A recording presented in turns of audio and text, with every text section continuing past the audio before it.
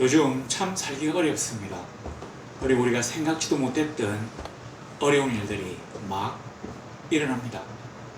그래서 항상 인간 세상은 시끄러워요. 잠잠하지가 않습니다. 하나님이 우리에게 주신 평안은 사실은 찾기가 참 어렵습니다. 자, 그래서 우리에게 뭐가 필요하냐? 성령이 우리에게 오시는 것이 필요합니다. 우리 성도는 이 세상에 가진 검력과 권력과 배경이 없어요. 그래서 뭔가 인간적인 방법으로 이 세상에서 강력하게 어필할 수가 없습니다. 쉽게 말하면 경쟁력이 없습니다. 그러나 하나님이 우리와 함께 하신다면, 우리 주의 성령이 우리와 함께 하신다면 우리는 감히 그 누구도 감당할 수 없는 놀라운 일을 감당하는 하나님의 용사, 하나님의 자녀, 세상이 감당하지 못하는 믿음의 성도들이 될 수 있습니다.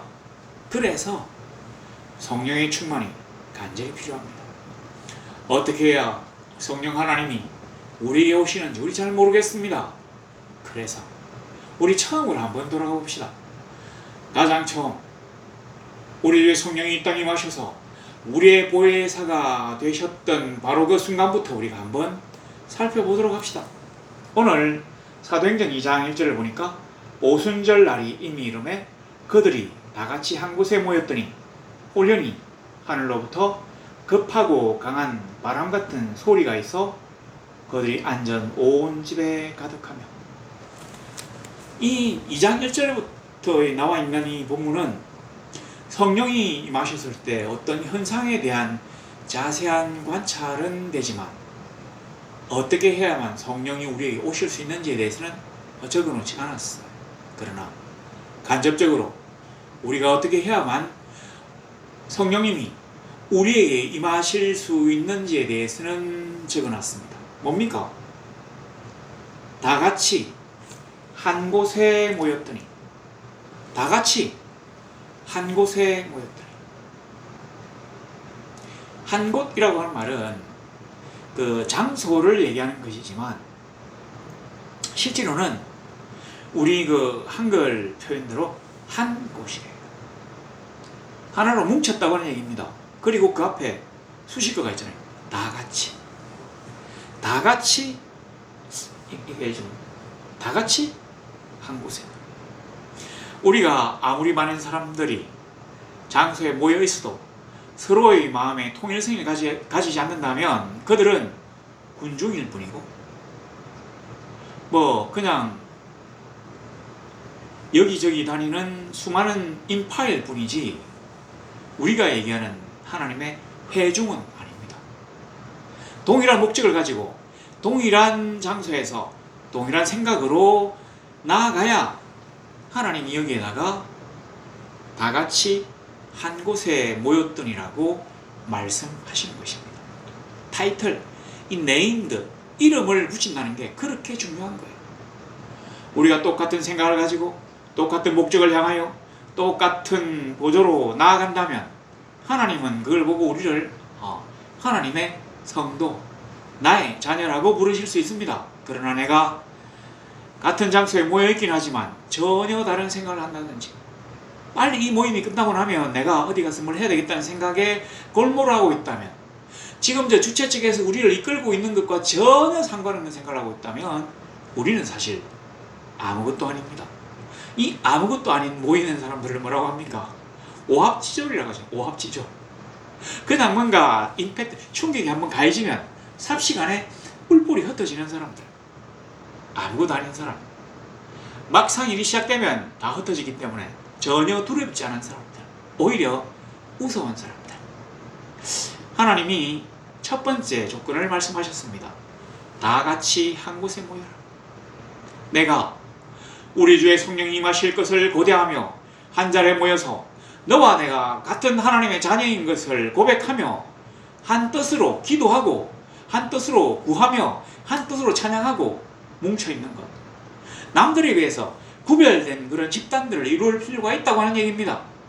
우리가 하나님의 성도라고 주의 교회에 나와서 예배당에 모여서 예배하지만 전혀 성도로서의 모습을 보이지 못한다면 그건 성령이 우리에게 임하실 수 없는 조건입니다. 성령님이 모든 교회마다 다 임하신다고 보기는 어렵습니다. 뭐 그도 그럴 것이 이 땅에 그렇게 많은 대형 교회들이 있지만 이 땅이 그 누구보다도 더 바르고 더 선결하며 더 신실한 집단은 나라는 아님을 우리가 알기 때문이에요. 이혼율, 그 다음에 무슨 뭐 스트레스로 인한 자살, 또 뭐 암, 발병률, 무슨 뭐 또 소송 제기하는 뭐 율, 뭐 이런 거, 그 다음에 쉽게 말하면 뭐 출산율, 이런 모든 것들을 따지고 본다면 우리는 결코 이 세상에서 하나님의 성도들이 모여있는 특별한 집단이 아닙니다. 오히려 더 열등한 집단이에요. 특별하다고 하면 열등함으로 특별한 집단입니다. 남들보다 평균보다 훨씬 떨어지는 그런 사람들입니다. 제가 언젠가 말씀드렸습니다. 우리는 처음에 남과 북이 싸웠어요. 그 다음에 동과 서가 싸웠어요. 그 다음에 부자 기득권과 기득권을 타파하려고 하는 사람들이 싸웠어요. 그 다음에 노인과 젊은이가 싸웠어요. 그 다음에 심지어 남자와 여자가 싸우고 있습니다. 제가 이제까지 항상 말씀드렸다시피 이 세상의 어떤 나라도 남자와 여자가 싸우진 않아요. 남자와 여자는 서로 친해지려고 서로 한 몸이 되려고 이 발광하는 그런 지파들이지 결코 서로 막 밀어내는 곳이 아니에요. 그래서 이걸 우려해가지고 남자 여자가 붙을까 싶어 우려해서 우리 조상들은 남녀 7세 부동석이라는 말까지 만들어냈잖아요. 남자 여자가 일곱 살만 되면 아주 위험하다고 같이 앉지 못하게 했어요. 왜냐면 붙으니까. 근데 우리나라는 지금 서로 밀어냅니다. 같은 거끼리 막 밀어내잖아요. 분명히 극이 달라야 되는데 우리는 또 남자와 여자가 똑같은 극이에요. 그래서 서로 밀어냅니다. 이 사회의 나라가 점점 더 멸망을 향해 나아가고 있지만 아무도 여기에 대해서 걱정하지 않아요. 말로는 뭐 걱정하는 척 하지만 구체적인 액션이 없습니다. 그 누구도 이것들을 갖다가 해결할 수 있는 행동을 취하지 않아요. 사실 행동 아주 쉽습니다. 그러나 이 가짜 민주주의 집단에서는 쉽지 않습니다. 사람들에게 그 해결책이 인기가 없기 때문이거든요. 인기가 없으면 표가 나오지 않아요. 표가 나오지 않으면 정권을 잡지 못하거든요. 그래서 아무도 손을 내지 못합니다. 여하튼 이런 문제가 있어요. 뿐만 아니라 기후 문제. 요즘 이제 점점 더 날씨가 더워지는데 실제로 우리가 잘 한번 생각해 보세요. 우리 어렸을 때 초등학교 때 방학이 되고 난 다음에 그러니까 이제 7월 말쯤 됐을 때 그때 비로소 27도, 26도 뭐 진짜 많이 오르면 한 28도까지 이런 기억이 나는데 30도를 그때 넘었다고 하는 기억은 제 생각에 없어요. 뭐 기록에 있는지 몰라도 제 생각에는 없습니다. 근데 요즘은 보통 그냥 지금 6월달인데 얼마 전에 뭐 지지난주에도 우리 30도를 넘었어요. 부산에 31도, 32도 막 이렇게 쫙. 제가 목양실 안에 온도를 재보니까 30도 돼요. 근데 요즘 이 부작용인지 저도 뭐 이 환경에 적응했는지 30도니까 뭐 그것도 견딜만 해요. 이 자켓 안 입고 반팔만 입고 있으니까 또 뭐 견딜만 하더라고. 근데 이건 우습게 점점 더 기온이 올라가는 것을 우리가 알고 있습니다. 조금 지나면 이제 우리 뭐 장마도 없어졌다고 하지 않습니까? 뭐라고 했습니까? 우기? 하여튼 뭐 저는 이제 이걸 우기라고 하기보다는 열대 몬순 기후라고 생각해요. 갑자기 비가 쫙 오다가 또 그치면 해가 쫙 나요. 그거 듣기 시작하는. 세상이 점점 우리가 생각할 수 없는 방향으로 바뀌고 있습니다. 뭐 수많은 것들이 있지만 제가 이제 간단하게 한번 얘기해 볼까요? 우리 너무나 쉽게 할 수 있는 거. 그러나 인정하지 않는 거. 저도 지금 이 안에 이제 너무 시끄러워가지고 문을 닫았기 때문에 더워가지고 에어컨을 틀었어요. 제 이걸 안 좋아하는데 안 그러면 여기 땀이 나가지고 이게 그 눈에 들어가니까 따가워가지고 설교를 못 하겠더라고요. 그래서 에어컨을 틀었습니다. 더우니까 틀은 거죠. 그러면 이 에어컨을 틀었기 때문에 이거 뭐 프레온 같습니까? 하여튼 뭐 이것 때문에 다시 기온이 더 올라가요. 오존층도 파괴되고. 그러면 우리는 더 에어컨을 열심히 틀어야 됩니다. 옛날에 누워 잘 때 밤새도록 에어컨을 튼다. 이거는 뭐 전기요금이 문제가 아니라 몸에도 안 좋다고 생각했기 때문에 거의 상상하기 어려운 일이었습니다. 그리고 한밤중이 되면 기온이 떨어져요. 23도, 24도, 22도까지. 심지어 뭐 새벽에는 21도까지. 그랬는데 지금은 이제 작년에 그랬는데 앞으로 좀 지나면 한밤중에도 25도를 넘어 올라가는 열대야 때문에 잠을 제대로 못 자는 일들이 일어날 겁니다. 그러니까 우리 밤에도 에어컨도 틀어야 돼요. 에어컨 가동을 더 많이 하니까 더 많은 그 프레온가스입니다. 그게 올라가겠죠. 그럼 오존층이 더 많이 파괴하겠죠. 그러면 그 사이를 통해서 태양이 더 내리쬐겠죠. 그러면 우리는 이제 그 더위를 이기기 위해서 더 많이 틀겠죠. 그러다가 결국은 뭐 식물도, 인간도, 짐승도 결국은 다 멸종하는 인류 대멸종의 시나리오가 지금 점점점 오고 있습니다. 그래서 유럽에서는 이렇게 화석 연료를 사용하지 못하도록 RE100이라고 하는 그런 프로그램도 만들어가지고 원자력 발전으로 만든 제품은 구입하지 않는다는 얘기까지 하고 있잖아요. 우리는 아직 여기에 대한 대응이 지금 안 돼 있는데, 자, 이렇게 어떤 사람들은 이미 이 세상이 어떻게 갈지를 알고 있습니다. 인구가 이렇게 계속 초저축선이 되면 경제적인 활력이 없어지고, 그러면 부자들은 다 짐 싸들고 미국으로 도망을 가고, 결국 우리나라는 버려지거나 아주 비참한 결말을 맞이할 수 있다는 생각을 아마 좀 많이 이쪽에 생각을 한 사람들은 하게 될 거라고 생각합니다. 어떤 분들은 그래도 말도 아니다 할 수 있어요. 우리는 이제 모르니까. 자, 인간들은 이렇습니다. 이 변하는 세상에 뭔가 불길한 어떤 결말들이 오고 있음에도 불구하고 우리는 정확하게 알지 못합니다. 이때 우리 주의 성령이 우리와 함께 하신다면 우리가 미래를 예언하고 어떤 어려움이 있어도 이겨낼 수 있는 놀라운 일들을 감당하게 됩니다. 인간의 지혜들은 모여봐야 인간들의 지혜예요. 한 문제를 해결하면 그 다음 또 다른 문제가 생깁니다. 어떤 문제도 생기지 않고 완벽하고 아름답게 문제를 해결하는 일은 소설 속에서나 존재하는 일이지 현실에서는 존재하기가 참 어렵습니다. 우리가 그렇게나 신봉하는 과학을 예로 들어볼까요?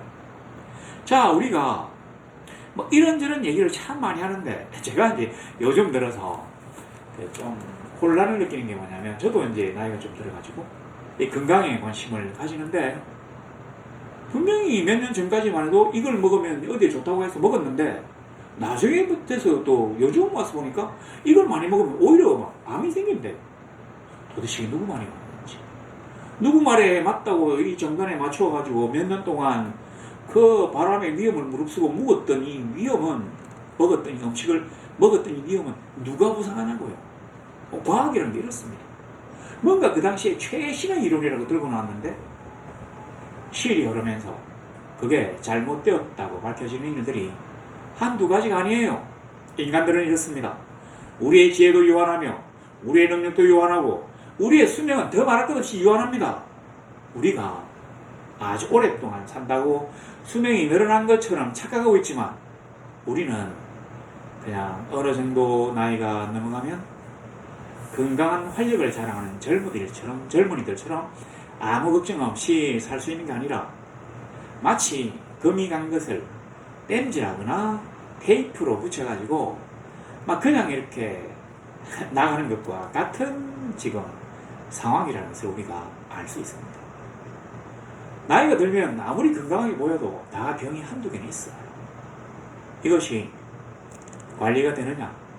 그냥 뭐 또 이렇게 하나님의 은혜로 뭔가 우리가 살아가는데 그렇게 큰 지장을 초래하지 않느냐? 이 삶을 놓아버릴 정도로 무섭게 발전하느냐는 우리의 능력이 아닌 것 같습니다.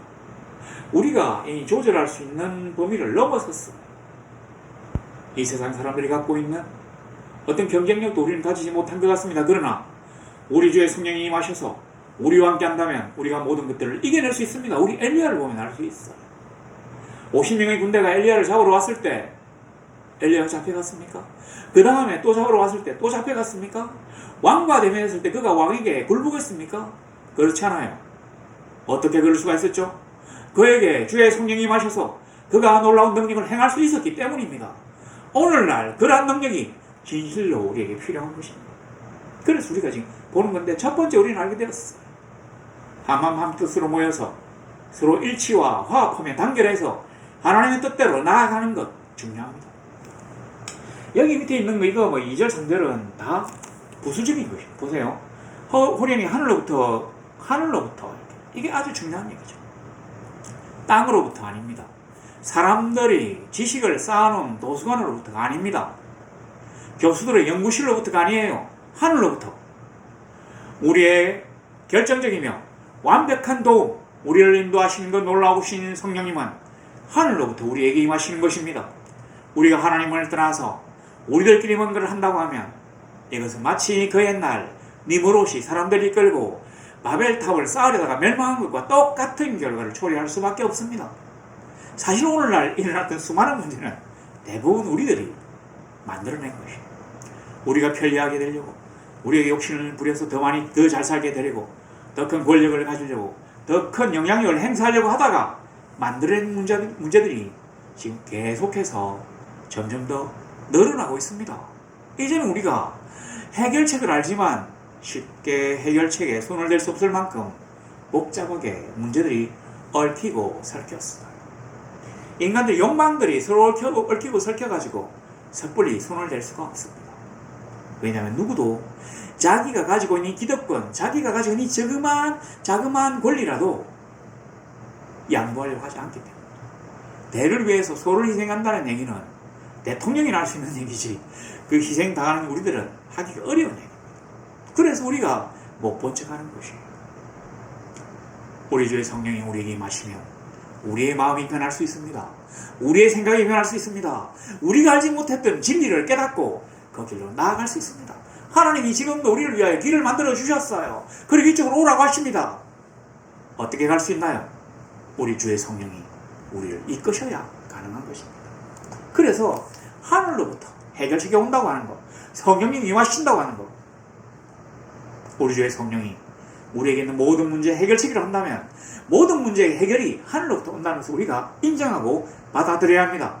그래서 그 앞에 겸손하고 꿇어 엎드려서 기도해야 합니다. 자, 보니까 급하고 강한 바람 같은 소리, 바람 같은 소리예요. 소리. 우리가 불길 같은 성령이 하지만 소리 같은 성령이라는 얘기 안 하잖아요. 근데 소리. 쉬가 와 하는 이런 소리. 옛날에 그 엘리야가 하나님의 산에서 그 하나님의 산, 호렙산, 그 시내산에서 그 동굴에 있을 때 빛도 지나가고 바람 어쩌고저쩌고 했는데 맨 마지막에 소리 가운데 말씀이 있었다. 소리예요, 소리. 급하고 강한 바람 같은 소리. 왜 이걸 바람 같은 소리라고 했냐면 바람은 우리가 볼 수가 없습니다. 그러나 바람이 일으키는 어떤 결과에 대해서는 우리가 알 수 있어요. 부산에 좀 있으면 이제 또 태풍이 올라오겠지만 이 태풍이 우리 눈에는 안 보여요. 단지 이 태풍으로 인해서 모여든 구름만이 카메라에 찍힐 뿐입니다. 실제로 바람은 보이지 않는데 우리가 이 바람을 어떻게 합니까? 이 바람 소리가 너무너무 무섭게 막 파도를 치고, 이게 파도가 그 방파제입니까? 방조제입니까? 하여튼 그걸 넘어가지고 오는데 그 해운대, 저도 교회가 해운대 있지만 해운대 보면 그냥 길에 이만한 고기들이 많이 다녀요. 이 파도에 고기들이 휘둘려가지고. 그 정도로 무서워. 근데 저는 소리에 중점을 두려고 합니다. 소리는 뭡니까? 특징이 하나 있는데 나눌 수가 없다고 하는 거. 소리를 쪼갤 수가 없어요. 그 밑에 보세요. 3절에 불의 혀처럼 갈라지는 것들. 그러니까 불이 아니에요. 불의 혀처럼 갈라진다고 해요. 갈라지는 것이랍니다. 갈라지는 것. 근데 왜 불의 혀처럼 갈라진다고 했을까요? 그것은 한 뿌리로부터 이것들이 갈라지기 때문이에요. 불을 잘 보면 발화 지점이 있습니다. 여기서 불이 붙어가지고 올라와서 불꽃들이 막 넘실넘실 갈라져 있어. 바로 이렇게 보인다는 것입니다. 이것은 뭘 얘기하냐면 성령님이 각자의 사람들 위해 단독으로 임하시지만 결국은 한 성령으로부터 일어나는 일이라는 것입니다. 어떤 이는 같은 성령으로 방언을, 어떤 이는 방언 통역함을, 어떤 이는 병 고침을, 어떤 이는 섬기고, 어떤 이는 가르치고, 어떤 이는 뭐 어쩌고저쩌고 하는 이런 모든 것들이 다 다르게 보이지만, 불의 혀처럼 갈라져 보이지만, 따로 떨어지는 것처럼 보이지만, 그 불이 어디서 나왔냐면 한 성령으로부터 나왔다는 얘기입니다. 그래서 일치와 화합, 단결과 한마음이 우리 주의 성령을 우리가 고대하는 데 가장 중요한 포인트라고 하는 얘기예요. 자, 그런데 뭐 여기서 보면 막 이제 근데 이런 것만 가지고는 성령이 진짜로 어떻게 임하시는지 우리가 단편적으로 간접적으로 보긴 했지만 전혀 충분하지가 않습니다. 우리가 한 마음이 되고 한 뜻이 되고 일치 단결하여 하나님께 충성하는 것이 필요하지만 이것으로 충분하지는 않습니다. 아, 그래요? 근데 위에 하나 보세요. 여기 보니까 2장 1절 위에 한번 보세요. 제비 뽑아 마띠아를 얻으니 그가 11사도의 수에 들어갑니다. 제비 뽑아 마띠아를 얻으니 그가 11사도의 수에 들어갑니다. 이 사도라는 것은, 사도직은 실제로는 예수님이 이 지상에 계실 때 임명하는 단회적인 직분입니다. 그럼 예수님이 지금 하늘로 올라가시고 난 다음에 사도가 임명되기 어려워요. 다만 이 12사도라고 하는 이 사도직을 채우기 위하여 이 사람들이 제비를 뽑잖아요. 그래서 마띠아가 뽑혔대요. 그래서 어떻게 하라고? 한번 보세요. 보니까 23절에 그들이 두 사람을 내세우니 하나는 바사바라고도 하고 별명은 유스도라고 하는 요셉이요, 하나는 마띠아. 우리가 이제 성경 본문을 그냥 읽으면 아, 요셉과 바사바인가? 유스도인가? 요셉인가? 요셉과 마띠아구나. 근데 제비 뽑아가지고 마띠아가 됐구나. 이렇게 하고 넘어가지만 이 성경 본문을 딱 보면 우리가 알 수 있는 게 있습니다. 요셉의 별명이 뭐예요? 유스도로 하죠. 유스도. 그리고 이 사람은 바사바라고도 했어요. 그리고 별명이 있대요. 이름은 요셉이에요.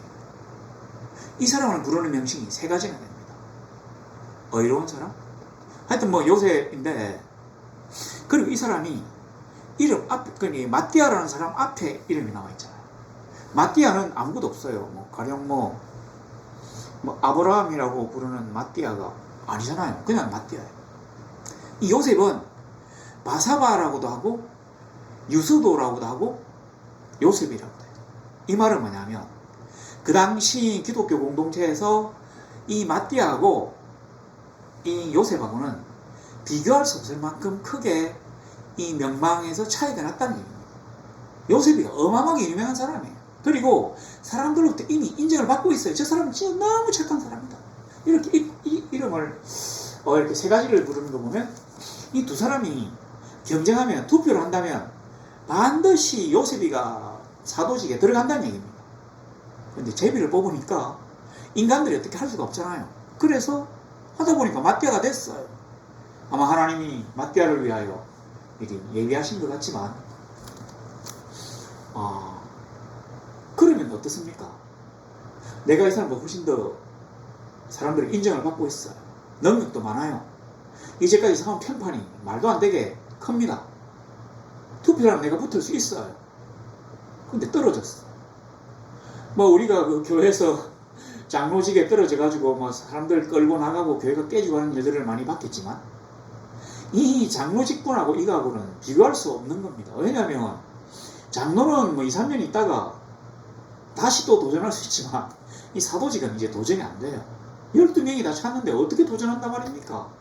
예수께서 다시 오시는 것도 아니고 진짜 엄청난 기회인데 떨어졌어. 얼마나 실망되고 질투와 질시와 경쟁심에 모욕감에 자존감이 떨어져서 난리도 아닐 겁니다. 자존심이 상했어요. 공동체를 탈퇴하고 나아갈 수 있습니다. 우리 주 예수 그리스도의 공동체가 지금 급격하게 축소된 상황이에요. 어렵습니다. 나사렛은 다 때려 죽인다고 지금 설치는 시절이에요. 그럼에도 불구하고 바사바 유수도라고 하는 이 요셉은 나아가지 않았습니다. 그대로 계속해서 공동체에 있었어요. 이 본문에는 안 나와 있는데 유세비우스라고 하는 사람이 교회서를 썼는데 여기에 이 사람에 관한 이야기가 있어요. 이 사람이 막 전도를 하면서 이렇게 탁 예수님이 그러잖아요. 믿는 사람은 막 너희가 막 독사를 주고도 막 전혀 문제가 그러니까 독사에게 물려도 괜찮다는 얘기죠. 그런 식으로 아마 또 막 전도를 했겠죠. 그러니까 예수 안 믿는 사람이 그래 그렇다면 이게 지금 독사독인데 니 한 마셔봐라. 니 안 죽으면 예수 믿는데 때렸을 거 아닙니까? 그랬는데도 마셨고 아무 일도 없었고 믿었대요. 이게 이제 기록되어 있어. 마태아는 뭔데? 이 유명한 사람을 갖다가 제끼고 사도가 되었는가? 마태아는 여기서는 이 당시에는 요셉에 대해서 형편없이 떨어지는 명망을 가진 사람이었음에도 불구하고 그가 마지막 사도가 되었기 때문에 그가 너무나 감격해서 자기는 에디오피아에서 전도하다가 순교했대.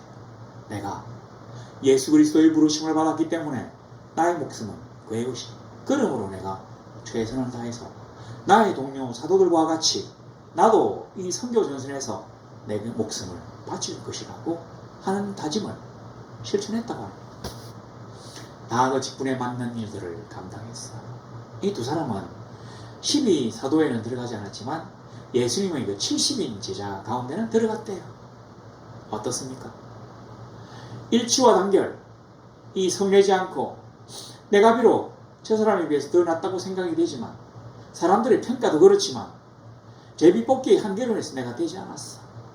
내가 우라통이 터지지만 그렇게 생각 안 했겠지만 우리 보통으로 얘기해서 그래도 하나님이 뭔가 뜻이 있어가지고 저 형제가 나보다 뭔가 나은 점이 있기 때문에 그에게 제비를 주셨지 않겠나. 내가 순종하자. 그리고 이 공동체를 위해서 하나님의 공동체, 예수 그리스도의 공동체를 위해 더 열심히 하자 라고 다짐한 그 열정과 겸손과 그리고 그런 공동체의 분위기 때문에 이 사람들이 순종한 것이에요. 그런 분위기 때문에. 그리고 바로 있잖아요.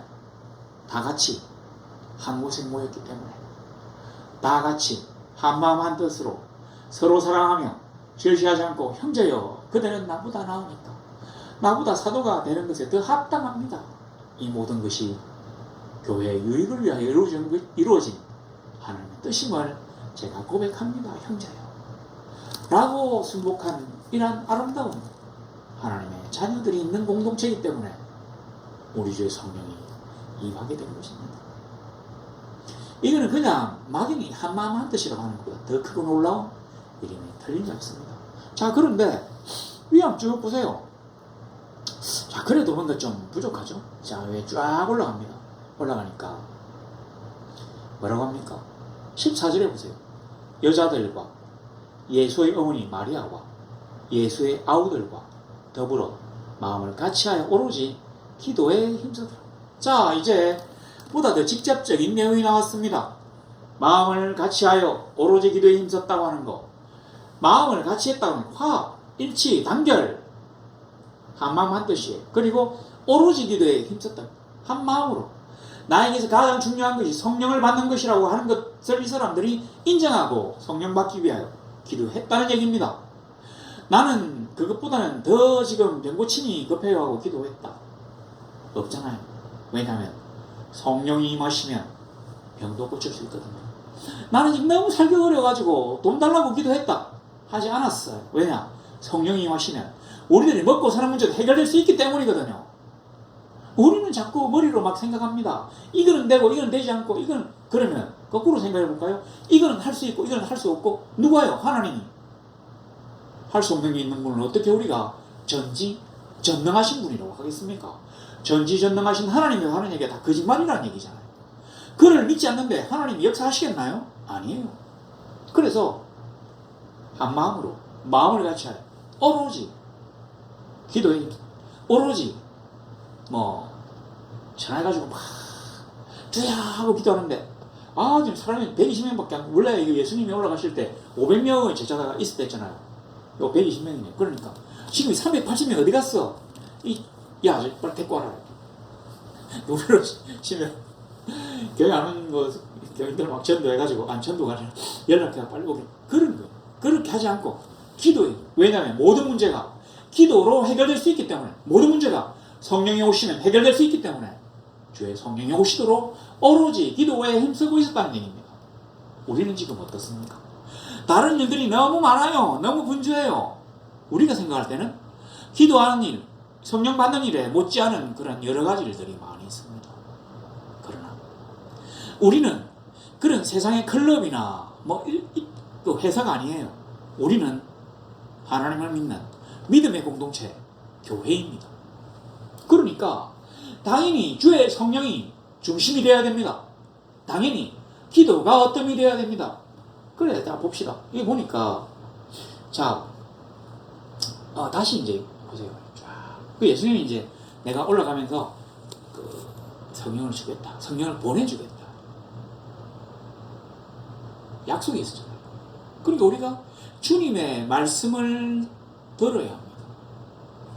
여기 보니까 그 2절에 보면 중간에 급하고 강한 바람 같은 소리, 우리 여기에 중점을 두는 뒤에 보세요. 그들이 안전 온 집에 가득합니다. 유대인들은 사실은 기도할 때 앉지 않습니다. 섭니다. 언제 앉느냐면 예수께서 산에 올라가 앉으시니 가르치려고 앉아요. 그러니까 쉽게 말하면 우리식으로 설교할 때는 이 제자들이 앉아요. 하나님의 말씀을 들을 때, 듣고자 앉아 있을 때 우리 주의 성령이 임하셨다고 하는 얘기입니다.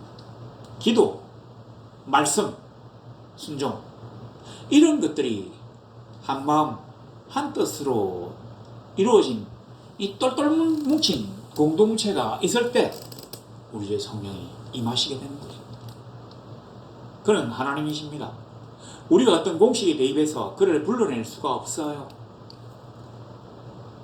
그는 전지전능하시며 절대 주권을 가지신 하나님이시기 때문에 자기의 마음대로 하십니다. 그래서 주야 오시옵소서라고 한다고 해서 오지 않아요. 우리 주의 성령이 내가 임하고 싶어서 그때 비로소 올 수 있는 것입니다. 그래서 이렇게 되면 이렇게 된다고 하는 이 공식은 아니고 그냥 간접적인 어떤 이 장면들을 우리가 한번 모아봤습니다. 어떻습니까? 우리가 그때처럼 그렇게 뜨겁게 기도했나요? 이제 우리를 보호할 주님이 없는데 과연 누가 우리를 보호해 줄 수 있을까 하는 그러한 암담한 심령 가운데 더 열심으로 더 열과 성을 다하여 우리 주께서 이제 내가 아버지 거로 간다면 너에게 성령을 보내주리. 그가 오시면 그 성령님이 오실 거라고 하는 주님의 말씀을 듣고 지금 또 다른 말씀을 들으려고 하는 그 순간에 평소에 기도함으로 자기들의 영이 깨어났을 때, 그리고 서로 시기하거나 질투하지 않고 분열되지 않았을 때, 한마음 한뜻으로 뭉쳐있을 때 우리 주의 성령이 임하셨다고 하는 그 놀라운 사실들을 기억하고 우리가 한 교회에서 서로 하나로 뭉치고 형제가 나보다 낫다고 하는 겸손함을 가지고 하나님의 성령이 임하신다면 이 땅에서 내가 못할 것이 없다고 하는 그러한 믿음을 가지고 그가 오시면 모든 문제가 해결된다고 하는 그러한 절대적인 하나님에 대한 믿음을 가지고 기도하며 서로 사랑하며 말씀 듣고 우리 주의 말씀을 준행하는 그러한 멋진 성도들이 되시기를, 그래서 우리 주의 이름으로 우리 주의 성령으로 이 세상에서 세상이 감당치 못하는 멋진 성도들이 되시기를 우리 주 예수 그리스도 이름으로 간절히 소망합니다.